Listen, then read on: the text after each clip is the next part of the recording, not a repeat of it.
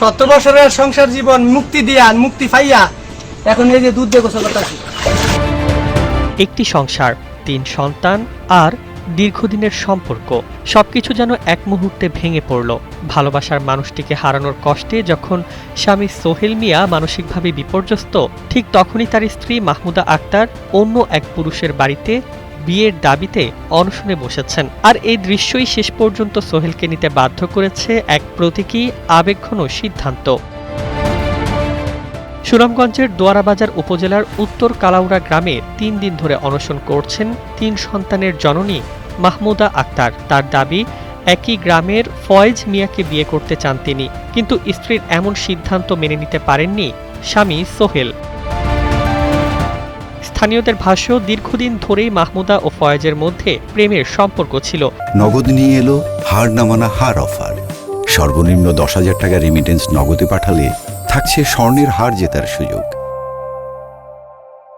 বিষয়টি প্রকাশ্যে আসার পর থেকেই স্বামী স্ত্রীর সংসারে শুরু হয় অশান্তি। ধীরে ধীরে সেই সম্পর্কের টানাপোড়েন এমন পর্যায়ে পৌঁছায় যখন স্ত্রী স্বামীর সংসার ছেড়ে অন্য পুরুষের বাড়িতে গিয়ে বিয়ের দাবিতে অনশন শুরু করেন। শনিবার দুপুরে স্ত্রীর এমন সিদ্ধান্তের খবর পেয়ে ক্ষোভ, অপমান আর ভেঙে পড়া হৃদয় নিয়ে সোহেল নেন অভিনব সিদ্ধান্ত। দুধ দিয়ে গোসল করে তিনি প্রকাশ্যে বৈবাহিক সম্পর্ক ছিন্ন করার ঘোষণা দেন।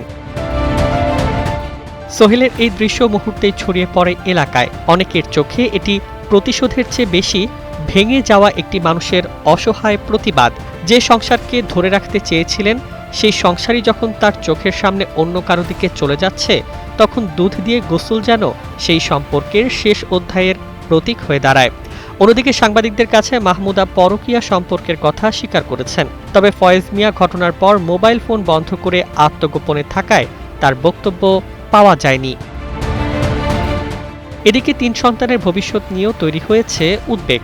সম্পর্কের এই টানাপোড়েনে শেষ পর্যন্ত কারো জয় হবে কিনা তা অনিশ্চিত।